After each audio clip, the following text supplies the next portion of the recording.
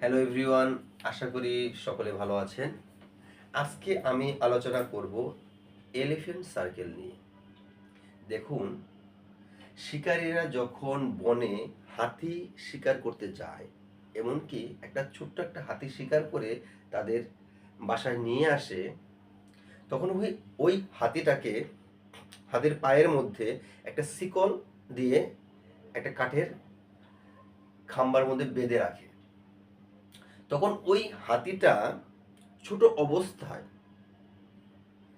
শিকলটাকে ছিঁড়ে বনে যাওয়ার জন্য আপ্রাণ চেষ্টা করে।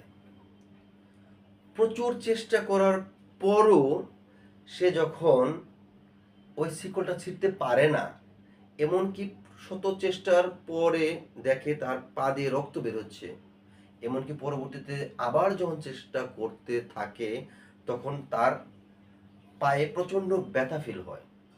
তখন সে বুঝতে পারে, তখন তার সাবকনসাস মাইন্ডে গেঁথে যায় যে আমি এই শিকলটা আর ভাঙতে পারবো না। সেই ছোট্ট হাতিটা আস্তে আস্তে বড় হতে থাকে, তাকে সার্কাস খেলানো শেখানো হয়। যখন তাকে সে বড় অবস্থায়, যখন সার্কাসের ময়দানে তাকে নিয়ে যাওয়া হয়, সার্কাস খেলা দেখানো হয়, তখন একটা সরু দড়ি দিয়ে তার পাটা বাঁধা থাকে। তখনও সে ফিল করে যে আমার পা তো বাঁধা। তার সাবকনসিয়াস মাইন্ডে সব সময় এটাই রিকল করে যে আমি বাধা অবস্থায় আছি, আমি এখান থেকে বেরোতে পারবো না।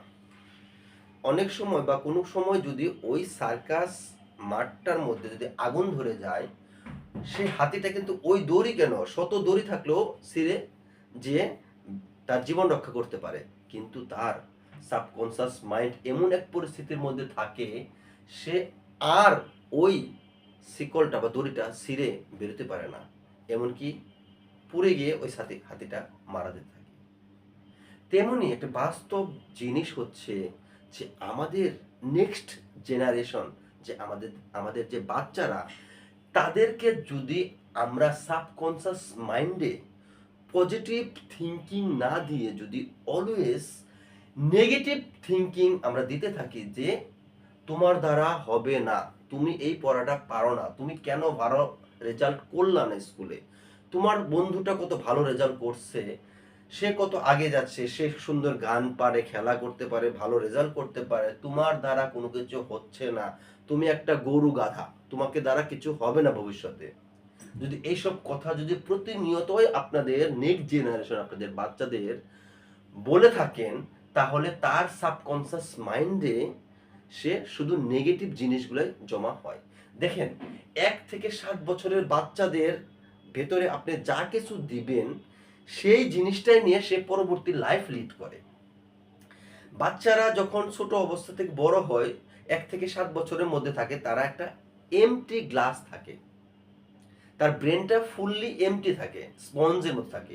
ওইখানে যখন আপনি যা দিবেন তারা ওইটাই ইনপুট করে নেয়, আর এই ইনপুটের প্রেক্ষিতে তারা ফিউচারে আউটপুট রেজাল্ট শো করে। দেখুন, আরেকটা বাস্তব উদাহরণ দিই, খুব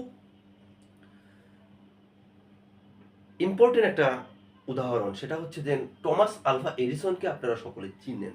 সে একটা বিখ্যাত বিজ্ঞানী।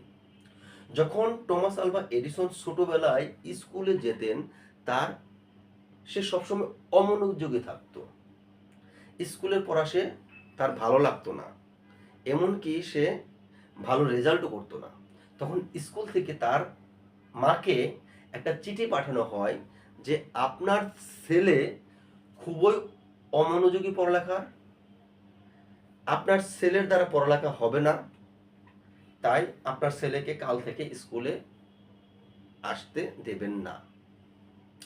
যখন তার মা এই চিঠিটা পেল, তখন এডিসন তার মাকে জিজ্ঞাসা করলো, মা চিঠির মধ্যে কি লিখেছে স্যাররা?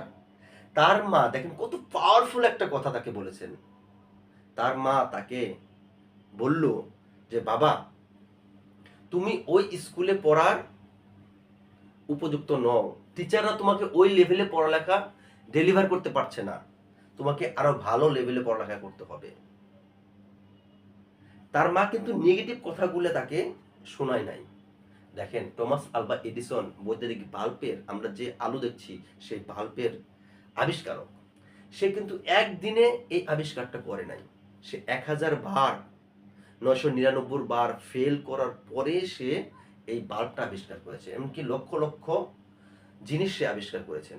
সেজন্য আপনারা যদি পজিটিভ মাইন্ড, সাবকনসিয়াস মাইন্ডে যদি পজিটিভ থিঙ্কিং আপনাদের ফিউচার জেনারেশনকে দেন, সবসময় নেগেটিভ কোনো কথা না, সবসময় পজিটিভ বলতে থাকেন যে ও ভালো পড়ালেখা পারে না, বাট তাকে শুধু ভালো বলতে থাকেন, ভালো বলতে থাকেন, দেখবেন এক সময় সে ভালো কিছু করে দেখাবে। সেজন্য এই হাতির মতোই নেগেটিভ মাইন্ড, নেগেটিভ শত চেষ্টা করার পরেও যখন তার মাইন্ডে সেফ হয়ে গেছে যে আমি আর এই শিকলটা ছিঁড়তে পারবো না, সেজন্য আমাদের সাবকনসিয়াস মাইন্ড মানে অবচেতন মনটা অত্যন্ত গুরুত্বপূর্ণ। তাকে যত্ন নিন, তাকে ভালো কিছু ইনপুট দেন, দেখবেন যে ভবিষ্যতে ভালো কিছু আশা করা যাচ্ছে। ধন্যবাদ সবাইকে, সবাই ভালো থাকবেন। ধন্যবাদ।